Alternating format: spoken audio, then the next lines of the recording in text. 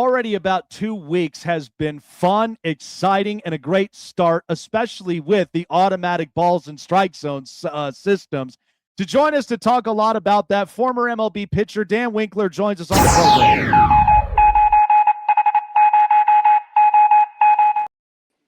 Dan, let's start there because both you and I, because I've only played up to my senior year of high school, and I keep saying to myself, if only this technology was so accessible and it was ready to roll out, Dan, this could have changed so many trajectories. I cannot wait. This is only 2 weeks we rolled this thing out. I can't wait until we get into postseason and how that determines those postseason games that you and I have watched for years where there were many crucial strikes calls and there were many different reviews that could have easily been overturned.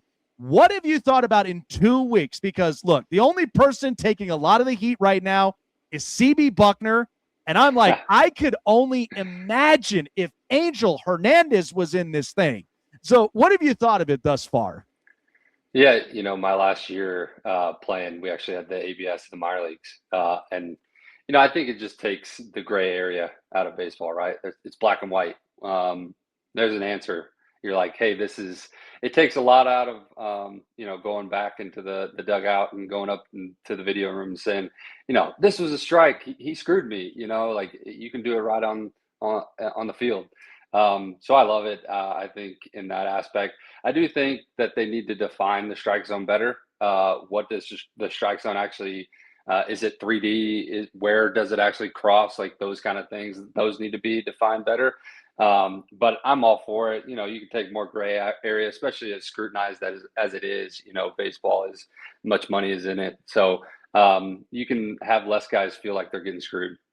I also like the fact that it balances the playing field between pitcher and batter, because this now allows them to where any pitch that looks like it really is out of the zone, the batter can just go and tap. I mean, we watched Eugenio Suarez do this twice in a row and win both those challenges. But then there's also the pitchers that if it crosses the plane about a good inch, then that could be a crucial strikeout that can get you out of an inning, get the offense back out on the plate. So I just really think this, like you said, this handles the gray area. And I don't think it's meant to pick on umpires. I think this is mostly a smart system that at least, because we remembered how umpires used to always control the game sometimes. I don't think it takes away, too, the morality of the game, because you're still going to have umpires and managers going at it with each other, and you're still going to have players not agree with things. Yeah. But I do think that as we move forward, it's going to be the best thing with the game. And I also do think that it could determine future championships, because we've seen where the NBA doesn't really cater to dynasties as much, like the Lakers and Celtics. So you get Oklahoma City who wins a finals. So now, even back then, now you got the Dodgers who are back-to-back championships, the hot stove league between Boston and the Yankees. This opens up the bridge to other teams to compete. Maybe a Pittsburgh, maybe a Chicago, either one of those franchises. Yeah, love to see Pittsburgh, be relevant. And, as a player, you want to see other teams in it. You want to know that if you go to a small market team that you got a shot at playing in the playoffs. I think the ABS is good because it holds the umpires accountable. Like you said, you still need the umpires, but they have to be sharp. I think they've gotten good about it the last few years when they, like I said, they are being more scrutinized in that level of on TV, on Twitter, getting blown up, those kind of things. But yeah, I'm a big fan of the ABS. I've been a big fan. I loved it when we had it. We actually had, I think it was like they were calling it automatically. They were getting it in the headphones, so it was like every pitch. I think that's a little extreme because I think you still need the human element of baseball. That's what makes it so beautiful. But I think the challenge, because there's still strategy into it, right? Like if I'm a pitcher, that was the first thing that said, don't do it. You're too far away. Like let the catcher call it. And you've seen that, I think, a few times. Pitchers have called it, getting a little cocky. It's like 3 inches off. You're like, come on, man. Like, you just wasted our challenge. But the hitters are so good at knowing the plate. It is unbelievable. I remember facing Freddie Freeman in spring training, and a ball that I thought was right there, and, go back to the track, man, it was like 0.1 inches off. And I'm like, how did you know that? And he's like, it's just a feeling. So yeah, I think I love seeing it. Again, their strategy in it. I don't want to see like the all, ABS, but at least there's like a challenge and you can make it a little fair. So things are interesting in Pittsburgh. I actually had Michael McKinry on here, and he's really excited about Connor Griffin. So just recently, Connor Griffin, who hadn't even played an official major league start, gets a massive contract extension, which leaves me to believe, like, because of just the way in which Major League Baseball is moving, because there are a lot of teams focusing on their farm systems. We know everybody, has the constant tug-of-war conversation of the Dodgers have so much money and they have all the resources. How could we possibly compete with that? And everybody with the salary cap, because I do agree there needs to be a cap and a floor. But that's up to, as I've said to fans, that's up to the way your owners handle things. So I just saw this, and I'm like, Connor Griffin gets an extension, and immediately, not even an entire 24 hours, Dan, but seconds, the ticket prices literally went up almost up to $250. Like, this has to be like the movement now for Major League Baseball, that if you got the guy, I live here in Denver, Colorado. I can't even imagine when they call up someone like Charlie Condon, and now the ticket prices start to get a little bit more expensive along the way. Yeah. Yeah, I think, listen, I don't pretend to know what it's like to be a business owner or to run a multi-billion-dollar franchise. I don't know what their books look like. I know on the players' side, like, there's back and forth, but I think the players and the owners need to get together and like do what's best for the game of baseball. Is that a salary cap? I don't know if that'll ever happen, but like you said, you start investing in your team. You're seeing this at the college level. You see those schools that go to the Final Four, those schools that go to the playoff, college football playoffs, and their enrollment goes up like 50% the next year. And so I think like the investment, it's, businesses, you can put money in up front, and then, hopefully you see a return on your investment. And I think there's some fear in the owners in that aspect of like, hey, just because I'm going to invest and spend all this money doesn't actually mean I'm going to win, be in the playoffs. So I like the good balance of the good teams. I think you see it with the Yankees, and that's why the Dodgers are so good too. Not only they spend $700 million, but their farm system is stupid good too. They can trade guys, they can move guys. Like there's a very strategic element to that of how you run the franchise. And I think, it's not always just throw the money at it. So it's a lot heavier than, hey, can I have a $700 million payroll and win a World Series? So yeah, I'd love to see Pittsburgh, obviously playing for the Cubs. I'd love to see the Cubs back in it. I know when they won it, allegedly they made $1 billion off the everything from that. So yeah, invest in it, maybe get some ROI on the back end. Absolutely love it, man. And that's where you get the true valuation afterwards when it's all said and done. So fresh from the World Baseball Classic and, Venezuela, very competitive and scrappy team, and involved in that team, Ronald Acuña Jr. So I look at Atlanta. This kind of puts Atlanta on notice for a few reasons, because they know this season is important, because you don't want to have the uncomfortable talk about Ronald potentially being a trade market guy. This is why everybody right now on that roster, and even for the pitching staff, they really got to keep themselves healthy. They really got to get themselves going and get a really good cushion by the time that they get closer and up into the postseason. So I think Atlanta, with the way that the state of the NL East is shaped up, because the Mets have a new look.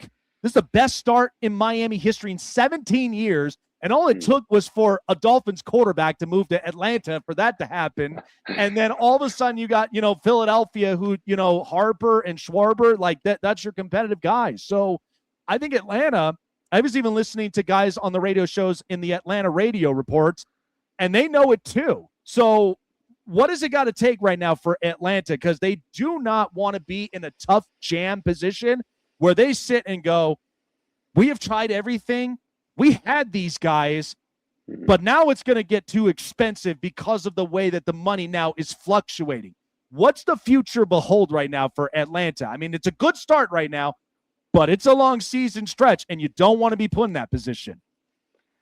Yeah, it's a good question. I live in Nashville, and I've played in Atlanta for 5 years, so I'm pretty plugged in on that Braves market. What to do next? I think Alex is he's probably got his thumb on what he wants to do. If it goes one way and if it goes the other, I think that's a tough division, the NL East, and being on the East Coast, eyes are always on you every single night. Like everybody's watching your game, everybody's watching that. So I think the future is, who knows? I think knowing Ronnie, like he wants to be there long term. But I also think he wants to take care of his family and do what's best for him. So as you should.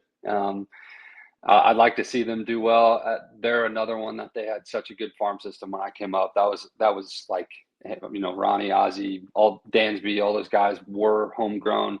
So I think they hopefully can get back to those roots of like, hey, let's grow a few of our own, and then tie in a few. Maybe there's a trade block chip that they can get. But I think the culture is a lot in Atlanta, and that's why they win so much. Like you walk in that clubhouse and it's just like a different feeling. Knowing Walt for the longest time, he's a culture guy, so he's kind of a glue guy. And I think that's what won them the World Series. They probably weren't the best team, but they were the best team at the right time. And so, I think they're not worried about the future. They're not worried about when July and the trade deadline comes. They're just, hey, let's take it day by day and see how many games we can win this month, next month, how many series we can win, those kind of things. Yeah, and it was like during the offseason, I mean, I kind of felt like the time was ticking for Brian Snitker, and I love him as a manager. Mm-hmm. I mean, he was very seasoned, and I love the culture of this organization because they always describe the best way to play baseball, which is why, they had so many Hall of Famers. That's why they had so many people that love playing in a culture city like Atlanta. And so with this change of new management and with new regime, this is really going to help them out a lot more. So I know it's early, but it's definitely something worth thinking about. Another team, the Chicago Cubs. Right now, I kind of look at them, and I do have good hopes because the Central always seems to surprise me every single year. I mean, now Pittsburgh's in the middle of the mix. Milwaukee, you already had just seen the tear they were on last year. And then who knows with Cincinnati with their youngsters of Ellie De La Cruz. So the Cubs right now, I mean, their pitching staff, Shota Imanaga, they really are hoping Justin Steele comes in at the right time.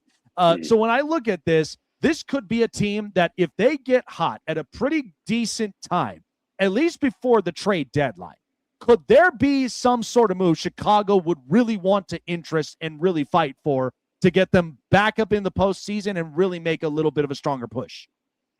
Yeah, absolutely. I think knowing Jed, they would, and the ownership there, they would definitely make a push. And arms are always a big deal going into the playoffs. So maybe it's the starter or the bullpen.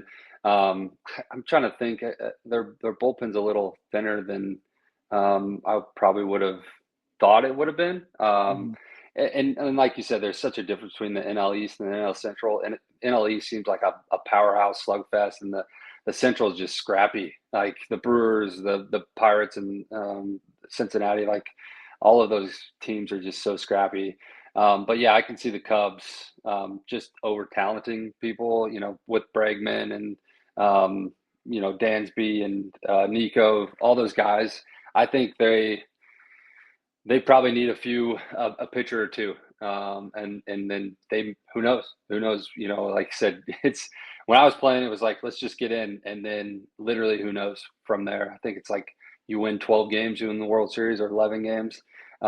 So yeah, I think if they get in the playoffs at the right time, and they could be a dangerous team. Absolutely. A final question before letting you go. Watching the World Baseball Classic, I love it every time when we end up having these tournaments. because to me, you're representing for something bigger than yourself. I mean, you're representing for your country, and you watched a lot of these teams. I mean, Italy was the scrappiest. I really thought they would have came away with it, but Venezuela proved otherwise. I do think as tough as Dominican's lineup always is, they got great players. And what I'm so excited of is the international pool continues to expand and grow bigger because now there's talent everywhere. But here's what I also thought of. The NHL made a proposal that basically said after the Four Nations tournament, they're like, it was the most watched, it was the most competitive, and then we watch into the Olympics where the United States end up coming away with a clean sweep of men's and women's hockey. And I always said if Russia was in this thing, totally different conversation. They would have competed. That would have been them, Finland, U.S., and Canada. But when I look at Major League Baseball, I love the home run derby. Absolutely love it. It's very entertaining. It's a fun weekend. But as far as the All-Star game is concerned, does it play for, home field advantage? It used to be, and now it's like it's really wide open of who's going to have the better record moving forward. But to me, NHL's proposed they are going to do a Four Nations tournament to really replace what couldn't work with the 3-on-3. Could Major League Baseball and Rob Manfred in this predicament, because of the viewership and because of how connected these players were with just their home countries, could that be something they may end up adopting that might push a little bit more? Because this game is evolving very quickly, and you want to be able to strike it when the iron is hot, especially when you look at the NBA, it's a snooze fest with their All-Star game because they're running up the score and there's no defense. There's not a whole lot to really watch up from there. But could you see Rob really pulling something like this off? I would like to see them do something, creative like that. I think the NBA tries hard to do something creative, and I love to see the NHL doing creative things like this. And NFL doesn't need to change anything because they're going to be the king no matter what. I think MLB's kind of lost their lackluster a little bit. They used to be the sport and kind of sat on their laurels. So I'd love to see, like you said, all the passion that you could, bring out, and the Dominican, the Venezuelan, even the U.S. guys. Like, man, those guys wanted to win. I talked to a friend of mine who played, and he's like, yeah, we were kind of pretty heartbroken when we lost because we felt like we should have won that. Man, I would love that. There's probably more than four nations though that probably deserve a spot too. I think logistics doesn't make sense, because baseball is such a long game. Maybe you cut down a game or two, or make the season a little longer, cut down on spring training. But I'd just love for them to do something creative to mix it up a little bit. When I was a kid, the home run derby was the best. It was the best. And I still watch it, it's still cool, but like nothing like when I was a kid. The All-Star game too. And so I hope they can get back to that in some ways. And I would love to also see if they can get in the Olympics. I think that would be cool to have something. You saw the NHL, like what kind of buzz that brought this past winter. Man, it was so cool to see them win and beat Canada, and the rivalry that was instilled. So I'd love to see baseball kind of get into something like that for sure. I feel like because of how long the season is at 162 games a season, you could maybe try to find a way to finagle the 62 and make it 100 games. And then you have, because even some of the players were like, look, we're not even starting the season. We feel like we're kind of lethargic in this predicament mentally because we haven't even been red hot. I mean, if you can imagine right there in the prime of summer, the guys are already red hot. They're already competing, and you already have the first 50 games up and onto your belt, and then you play this for about X amount of days. Then you come in and play the back half of the 50. I think that could really work itself out. But we know there's always clauses with these contracts for the players because you don't want to sustain an injury in this tournament and you want to be able to make the final push. So if they can narrow that, I think it would really benefit more for their viewership and also more for the connectivity with the fan bases with all of these franchises. So I think it's something worth looking into, but hopefully they can figure that out. Dan, appreciate you for taking on the time, man. Enjoy the rest of the week. And this season has been a great start with the ABS system. Let's see what we got more in store this season. Love this. Appreciate you having me on. Absolutely, man. Take care of yourself. All right, we'll see you. See you. All right. Yeah, I love it. I absolutely love the ABS system. And yeah, it